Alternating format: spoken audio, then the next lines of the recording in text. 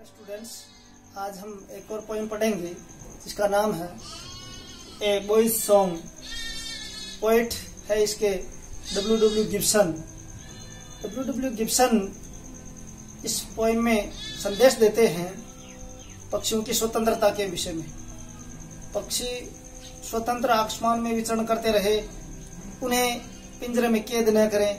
कैद करने के पक्ष में वो बिल्कुल नहीं है। सभी पक्षी कवि को बहुत ही खुशियां देते हैं, अपार खुशियां देते हैं और वो स्वतंत्र रूप से विचरण आसमान में करते रहे। इसके पक्ष में इस छोटी सी कविता में अपना संदेश व्यक्त करते हैं। Because I shed no snare but leave them flying free, all the birds of the air belong to me। कवि गिब्सन इस कविता में कहते हैं कि मैं कोई जाल नहीं बिछाता। दूसरे लोग जिस प्रकार से पिंजरे में कैद करके पक्षियों को स्नेह दर्शाते हैं, मैं ऐसा नहीं करता। मैं उनके लिए कोई जाल नहीं बिछाता, परंतु उन्हें आसमान में फ्री मुक्त रूप से ऊंचाई में उड़ने के लिए स्वतंत्र छोड़ता हूँ। But leave them flying free, all the birds of the air belong to मी।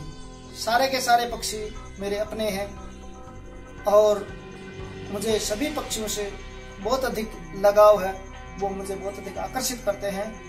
ऐसा डब्ल्यू गिब्सन हमें बता रहे हैं। पोएट दूसरे स्टेंजा में हमें बताता है कि दो पक्षी जो है, एक पहला ब्लू टिट, दूसरा ईगल, दोनों के माध्यम से हमें संदेश देता है कि सारे के सारे पक्षी उसके अपने हैं। From the blue tit on the sloe to the eagle on the height, uncaged they come and go for my delight।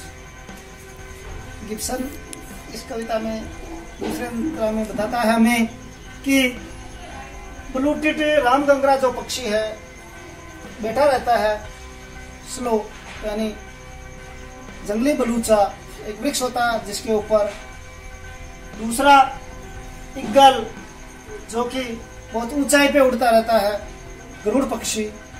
दोनों ही अनकेज्ड दे कम एंड गो, स्वतंत्र रूप से विचरण करते हुए आते और जाते रहते हैं। फॉर माई डिलाइट, मेरी खुशी के लिए, अपनी खुशी के लिए कवि बहुत अधिक लगाव इन पक्षियों से करता है।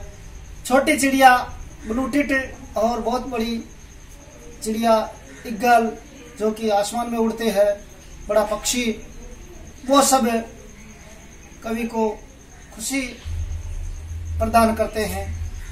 प्रसन्नचित्त रहता कवि इन सभी पक्षियों के माध्यम से। इस पोएम के लास्ट स्टेंजा में पोएट बताता है पक्षियों के बारे में और विस्तार से। एंड द सनवर्ड वे आई सोर on the eagles wing, and in my heart all day the blue tit sings. कवि दो पक्षियों का एग्जाम्पल देते हुए आगे बताते हैं कि मैं ऐसा महसूस करता हूं कि ईगल के विंग, ईगल के पंखों पर बैठकर आसमान की ऊंचाइयों में मैं सूर्य मार्ग की ओर विचरण करता हूं। एंड द सनवर्ड वे, सूर्य मार्ग की ओर, आई सोर, बहुत ऊंचाई में, ऑन द ईगल्स विंग। पक्षी जो गरुड़ पक्षी है उसके पंखों में बैठकर पक्षी आसमान के मार्ग की ओर, सूर्य की ओर विचरण करता है, ऐसा महसूस करने लगता है।